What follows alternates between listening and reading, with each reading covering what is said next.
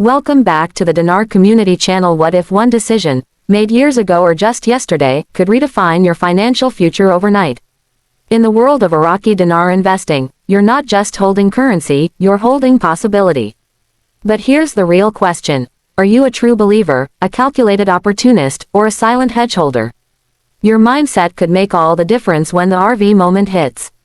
So, which type of IQD investor are you, and will you be ready when it counts most?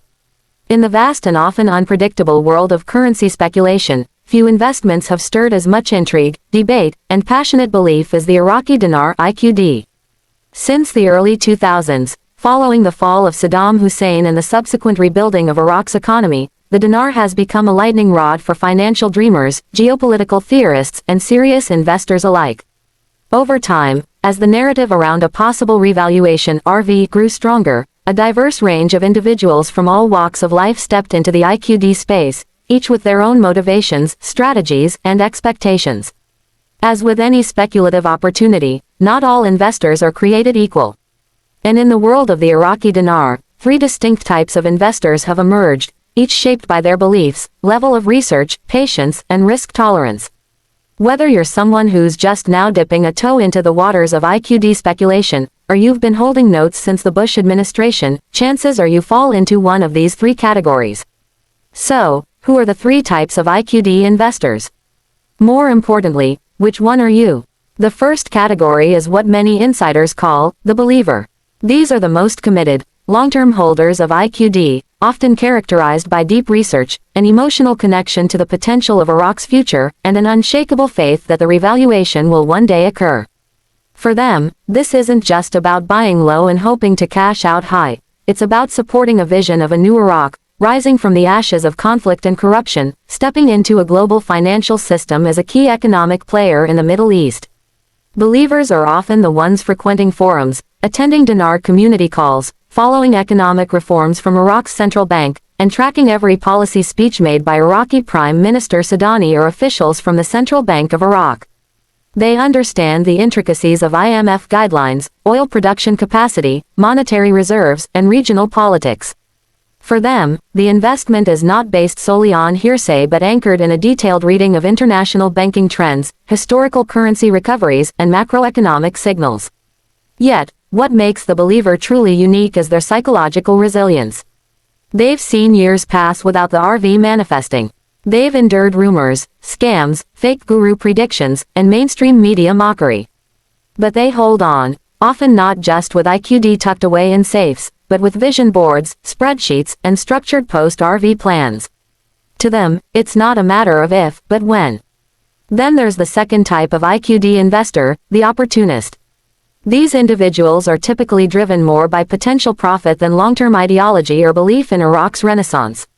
They might not fully understand the economic complexities behind a currency revaluation, but they see the IQD as a low-cost, high-reward lottery ticket. They're aware of the rumors, they've heard about past Kuwaiti currency recoveries, and they've listened to a friend of a friend who knows someone at Wells Fargo.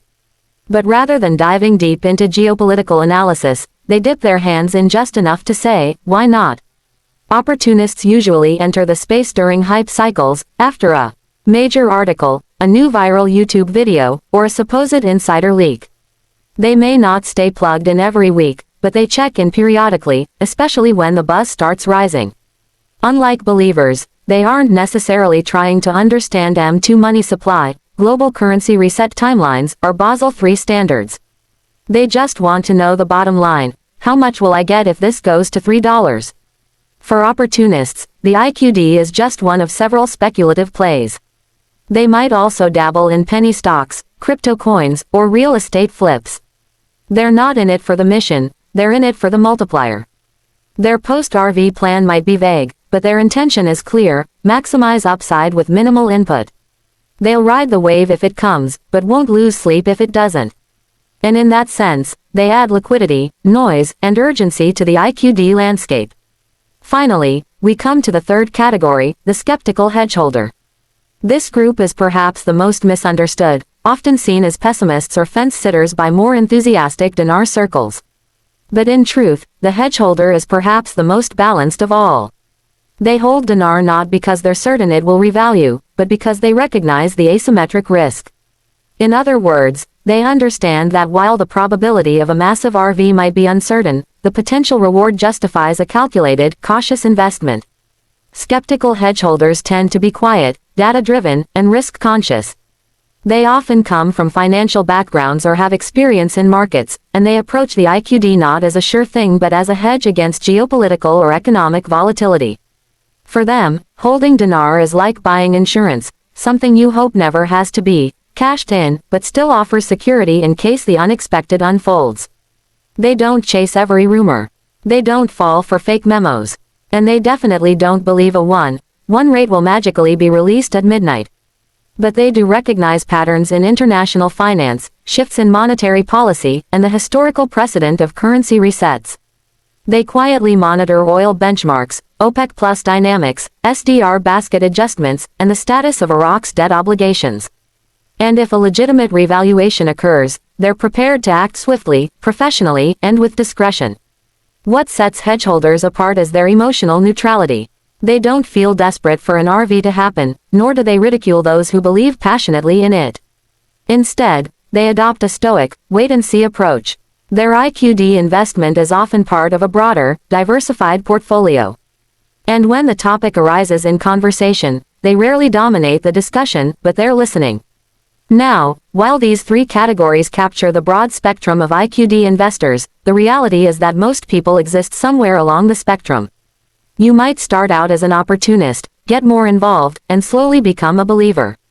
Or maybe you began as a believer years ago, but time and unfulfilled expectations have shifted you toward a more hedgeholder mindset. These archetypes aren't rigid boxes, they're lenses through which we can better understand ourselves and others in this unique space.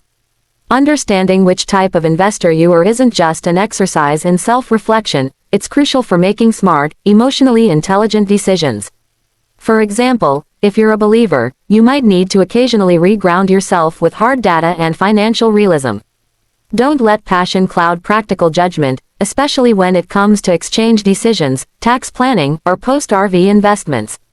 If you're an opportunist, consider taking time to educate yourself on the mechanics of global monetary policy. You don't need to become an economist, but understanding the fundamentals can help you avoid scams, overhype, or poor timing. And if you're a skeptical hedgeholder, stay open. While caution is wise, don't let cynicism blind you to legitimate signals or historic moments unfolding. It's also worth examining how these three groups interact within the broader dinar community. Believers often form the passionate core, driving content, community gatherings, and detailed research. Their energy can be contagious and inspiring, but also sometimes overwhelming. Opportunists inject momentum and often drive waves of public interest, though they can disappear just as quickly. And hedgeholders provide a steadying hand, balancing the noise with quiet discernment and financial discipline. Together, these groups form a dynamic, if at times chaotic, ecosystem. When balanced, they reinforce each other. Believers motivate the community, opportunists amplify visibility, and hedgeholders provide caution and realism. When unbalanced, the ecosystem can tilt toward irrational exuberance, groupthink, or disillusionment. As the world shifts in 2025, with escalating interest in global financial resets, rising geopolitical instability, and increasing questions around fiat currencies, the IQD conversation is more relevant than ever. Central banks are experimenting with digital currencies. Nations are de-dollarizing. Oil-exporting countries are renegotiating trade alliances. And Iraq, strategically positioned between East and West, continues to rebuild its financial architecture. Whether you believe in a full-scale revaluation, a managed float, or simply a modest adjustment in the dinar's value, the truth is clear: being prepared is key. And preparation starts with knowing where you stand, not just financially, but mentally, emotionally, and strategically. So, ask yourself again, which of these three types best describes you? Are you the passionate believer, anchored in vision and hope? Are you the agile opportunist, waiting for the right wave to ride? Or are you the grounded hedgeholder, cautious but quietly optimistic? In the end, there's no wrong type to be.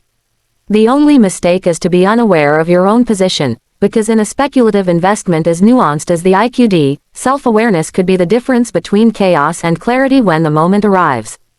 And should that long-awaited RV event occur, whether through a sudden announcement, gradual market adjustment, or coordinated global effort, your understanding of who you are as an investor may well determine how you respond in that critical window. Will you be ready? Will you have a plan? Will you act in confidence or confusion? The IQD journey is as much internal as external. And as with any journey, knowing who you are is the first step to navigating the road ahead. Like and subscribe for more videos.